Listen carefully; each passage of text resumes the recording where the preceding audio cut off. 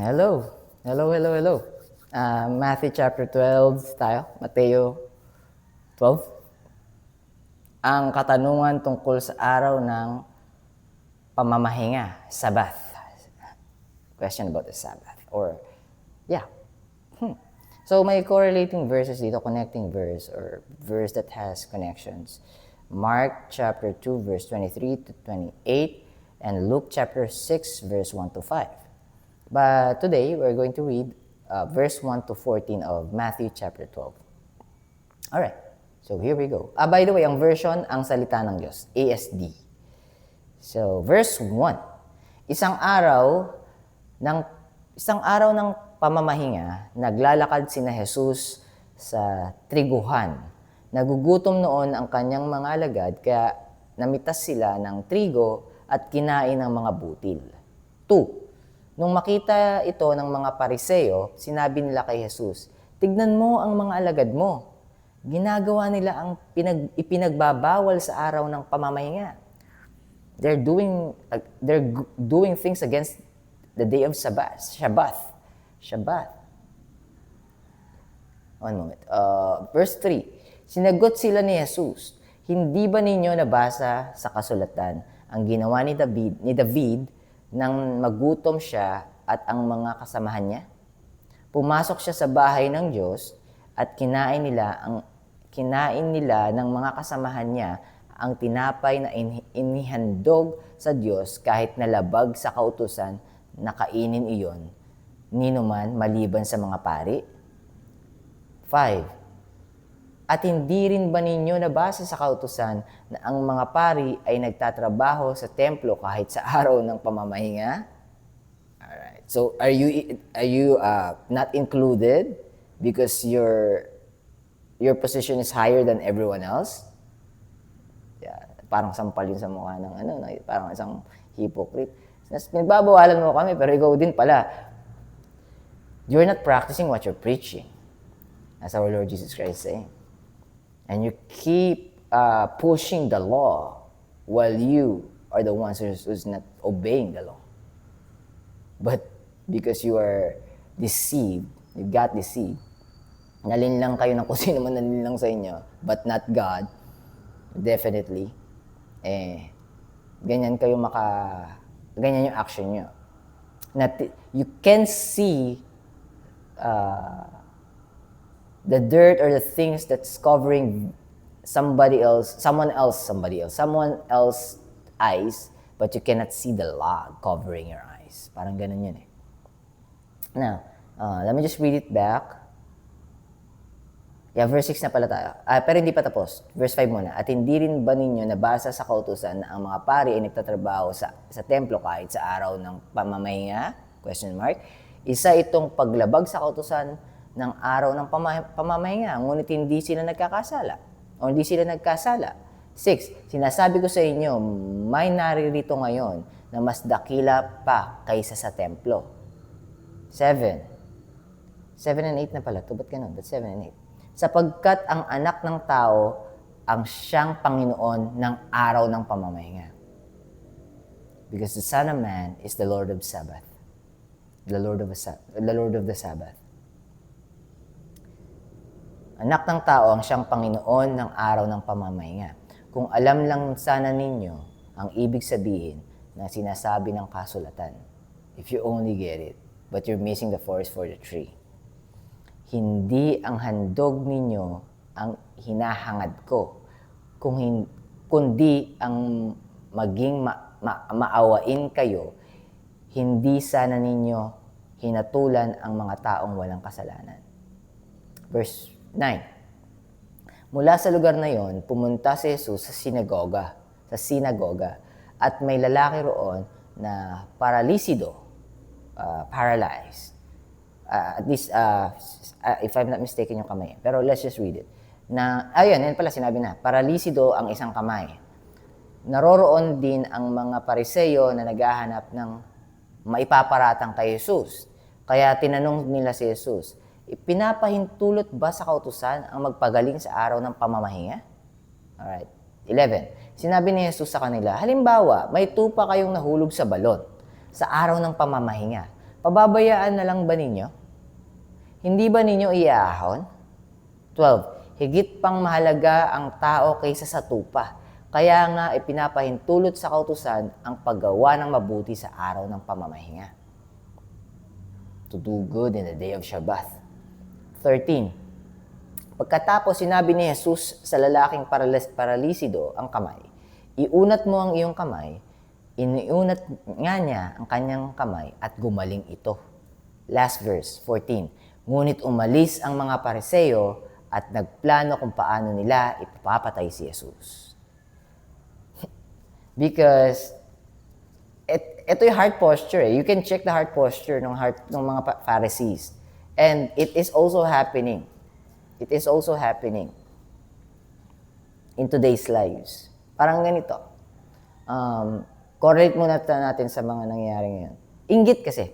Envy. Especially if they're already in the position of power, and then someone is coming in, trying to take those powers from them. Ang human nature, ipoprotect niya kung ano yung kanya. Tapos tingin niya kasi he's worthy of that kind of power. So, naging nakalakihan nila, naging tradition nila, tapos ayun yung nakasanayan nila. We're expecting for a Messiah, but they're expecting for a wrong Messiah. Iba yung na-picture nila sa Messiah. That's the reason why they cannot accept it. And the thing is this, yung in-expect nilang Messiah is favor dun sa tradition na kinrate nila. Or magpa-favor dun sa the way they uphold the law, the way they teach the law. Now, when our Lord Jesus Christ is actually going against their tradition, but not the law of Moses, because our Lord Jesus Christ came to fulfill the law, not to abolish the law, because we cannot fulfill the law. Sabi nga sa James chapter 2 verse 10, if there's among you who wants to be saved through the law, following the commandments, you can do so. But please listen to this. If you miss one, you miss them all. So who among you can do the commandment of God 100%? Because if you've done it 99.99% and you miss that 0.1%, you miss the whole point. So, ibig sabihin nun, hindi siya perfect in the eyes of God. That 0.1 needs a payment. And the payment for that 0.1 that you've missed is your life. Now, it's up to you. Are you going to pay for it? Or are you going to check out what God is offering for you? Because He's just waiting for you to accept His gift. The gift is already available for every one of us. God is just waiting for us to accept that gift. What is the gift, JB? The gift of payment for your sins. Because the payment for your sins is life. If it's going to be your life, it's going to be a complete separation with God. And you will be completely living your eternal life in hell with Satan. That's the second death. And that is much worse than the first death. Because our first death is just temporal. After our first death here, there's two eternal lives. That could be our destination at the end of our life here on earth. So it could be eternal life in hell with Satan, full of misery. All those things that you're running away from here on earth, those are the things that you are going to bring with you in hell. So, ibig sabihin, yung pain, suffering, gnashing of teeth, weeping, crying, sorrow, envy, jealousy, hatred, anger, depression, anxiety, stress, and all of those negative things, all of those things you will bring with you in hell. And Satan is hiding it from you. Satan is hiding it from you by materialistic things. Akala mo naman masasatisfy ka. Malungkot ako ngayon. O madami akong pera, bibiling ko yung mga bagay na gusto ko. And I've already have these things. But there's something missing inside my heart. There's an empty space that money cannot fill in. There's an empty space that love cannot fill in. Human love cannot fill in. There's an empty space that praises Papuri, hindi ma-fill in yung empty space. It could only be filled by the light because there's darkness inside your heart. And the light is the only one who could cast away those darkness that is lurking and hovering, covering your heart. It is our Lord Jesus Christ. In verse 4 of John chapter 1, in Him was life, and the life was the light of men. In Genesis chapter 1 verse 3, God said, let there be light. Why did God say, let there be light? Because in Genesis chapter 1 verse 2, and the earth was without form, and void, emptiness, and darkness was upon the face of the deep. And the Spirit, and the Holy Spirit, and the Spirit of God, the Holy Spirit, moves upon the face of the waters. And because there are darkness in the earth, Genesis chapter 1 verse 3, God said the word. What's the word? Let there be light. And what happened after? There was light. In John chapter 1 verse 3, all things were made by Him. Who's all things were made by Him? Who's Him? All things were made by the Word, by the Logos. And not anything made, and without Him, without the Word, without the Logos, there's nothing made that has been made. In John chapter 1 verse 1, in the beginning was the Word. And the Word was with God, and the Word was God. Genesis chapter 1 verse 1, in the beginning, God created the heaven and the earth.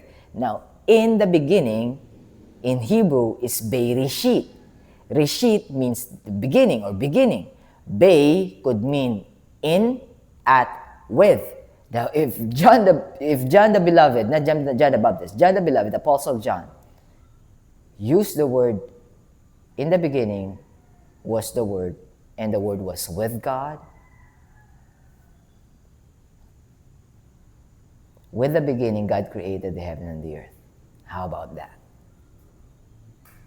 Anyways, I lose my chain of thoughts. I didn't know why we came up to that verses, but if we are uttering those verses and we don't know why, it means the Holy Spirit is leading us to say those verses, to share those verses with you. John chapter 1 verse 1 is very important. In John chapter 1 verse 14 as well. And the Word was made flesh, nagkatawang tao, and dwelt among us, nanahan kasama natin, nanirahan dito sa mundo kasama natin. And we beheld His glory. So we're seeing His glory. It's visible in front of us. We know His glory. The glory as of the only begotten of the Father. The glory of the only Son of the Father. Full of grace and truth. In John chapter 14 verse 6, Jesus replied to Thomas, and He said unto him, I am the way, the truth, and the life. And no man comes to the Father but by me. Now, the Pharisees is being hypocritical here. Kasi sinasabi na nga, yung mga pari nga kung talaga sumusunod kayo sa Shabbat, dapat di kayo naggumagawa. Do you remember what I did in Genesis on the 7th day? I am God, I even rested. It has a deeper meaning. Why did God rested on the 7th day? Is He exhausted? Pagod na pagod ba si God nung 7th day sa Genesis? Kaya siya nagpahinga ng 7th day? No. The work has been done from day 1 to day 6. From the first day to the 6th day.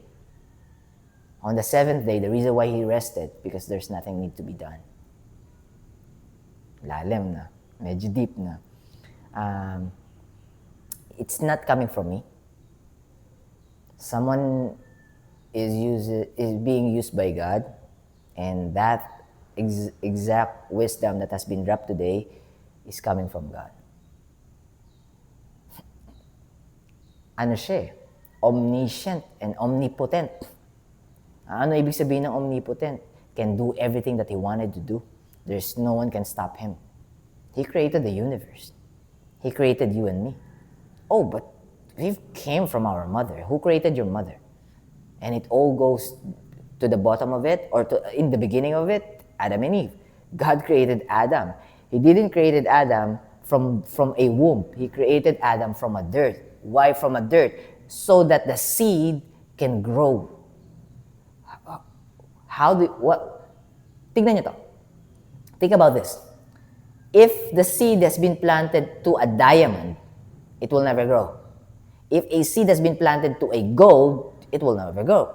If a seed has been planted to a silver, it will never grow. But those things are precious and good looking, pleasing to the eye. But why did the seed planted into a dirt so it could grow? So why did God created Adam from a dirt? From a dirt. So the Word of God can grow.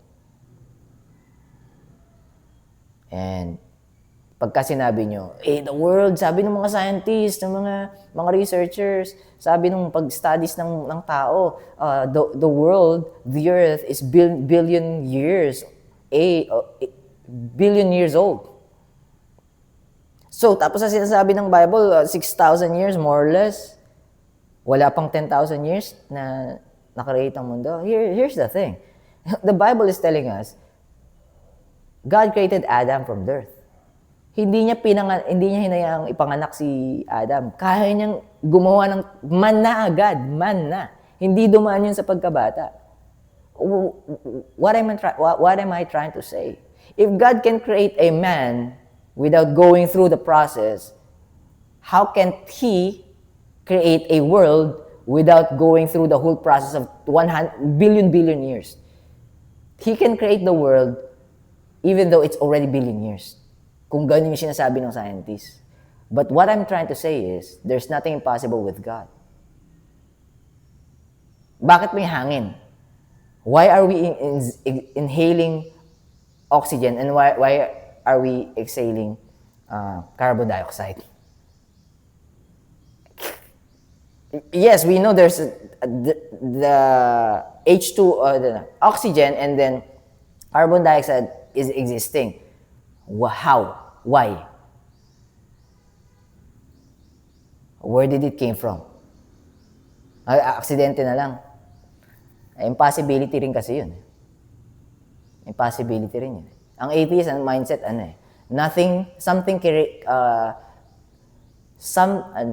something came from nothing.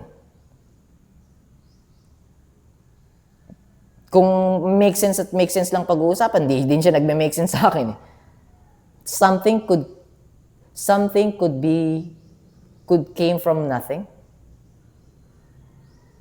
Nagkaroon mula sa wala. Impossibility rin yun. Miracle din yun eh. The only thing is, the only reason why they are believing it, because there's no moral code, no moral law. Ibig sabihin, they can do whatever they wanted to do. So they chose to believe it. But if you're going to ask them, that's a miracle as well, that they cannot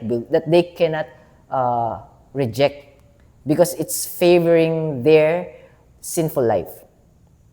And they will not accept that they're committing sins. They will not accept because it's not going to be favorable for them. Ibig sabihin, yung decision, yung mindset, yung thought process is selfish. But here's the thing. You can be selfish if you're immortal. But no one is immortal, only God. Let me just clarify that. Let me just make it clear. No one living here on earth, no human being is immortal. After this life, yes, because there's eternal life.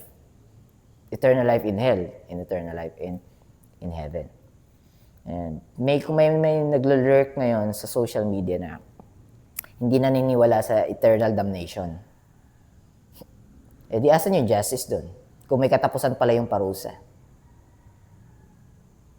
Di mamuhay na lang tayo ng makasalanan. Kasi saglit lang pala tayong paparusahan dahil matatapos din pala lahat eh. What's the meaning of hell? Kung may time frame lang yun. Kung pinipilit mong mag-make sense sa'yo yun, para, sige, magkasala na lang ako. Total naman, saglit lang pala akong papahirapan sa impyerno. Ano pang value ng heaven? kung yung pala yung mangyayari. Anong pinagkaiba ng atheist doon? Na atheist kasi, pagka namatay na sila, ang mga atheist, tapos na lahat. Nothing na. So, babalik na sa creator nila, which is nothingness. Nothing created something. Something could come from nothing. So, kung galing tayo sa wala, pag namatay tayo dito, babalik tayo sa wala.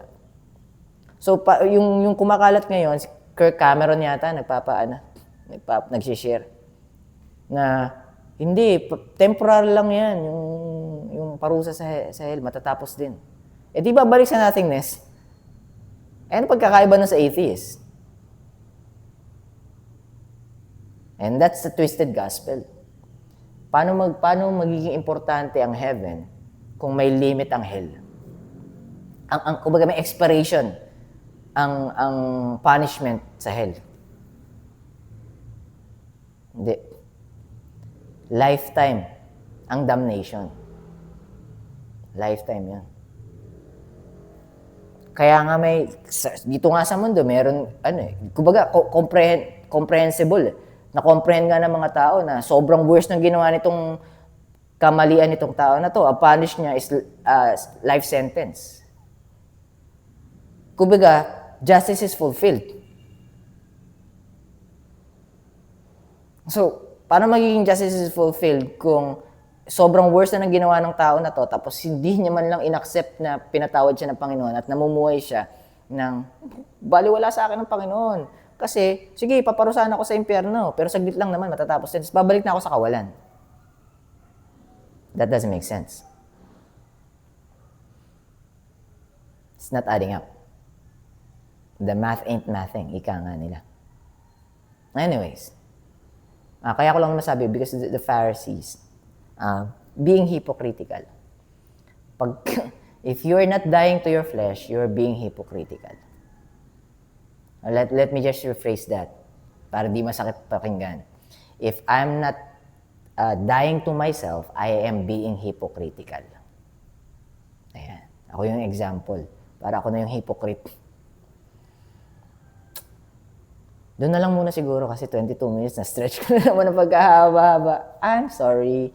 Do apologize. But, importante kasi. Maganda rin kasing mirror to eh. Baka kita ka ng hypocritical, anong gagawin mo? Run away from them. Kasi pag sumama sa mga hipokrito, madadrag ka nun. Magiging, sabi nga, tell me who your friends are. Tell me who your friends are and I'll tell you who you are. Punta ka sa barbershop often enough and soon you'll get a haircut. No, I'm saying you'll be a barber someday, one day. Be with drug addicts. Soon enough, you'll be an addict as well. Sama ka doon sa mga gossipers, sa mga chismoso. True enough, magiging chismosa ka rin. Tell me who your friends are and I'll tell you who you are. If you're being with hypocrites, one day you'll be a hypocrite. Because you'll start to adapt how they live, how they talk, and how how their days are going by. You'll be able to adapt them. Their ways, their system. Magiging system mo na rin yan. So, it's up to you. Kasi, at the end of the day, God is not going to force you, but Satan will. Satan will drag you to hell without you even noticing and recognizing it.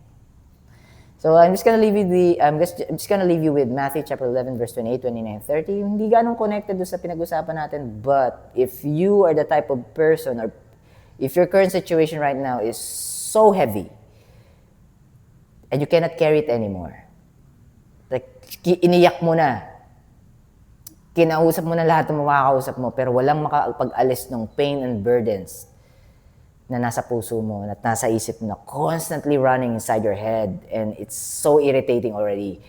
Full of anxiety ka na, and depression is lurking, and it's actually filling your heart with heavy thoughts, sad thoughts, and hindi ka na makamove on, or wala ka na magawa. and you're about to quit. Matthew chapter 11, verse 28, 29, 30. Please try to read it. And if you're someone who wants to read the Bible, wants to get to know, or wants to find reason for you to read the Bible, if you haven't found your reason yet, try 2 Timothy chapter 2, verse 15 and 16, and then 2 Timothy chapter 3, verse 16, especially that verse, and John chapter 5, verse 39. Tapos, pag kami nagsasabi sa'yo, di mo kayang intindihin yan. Masyadong malalim yan.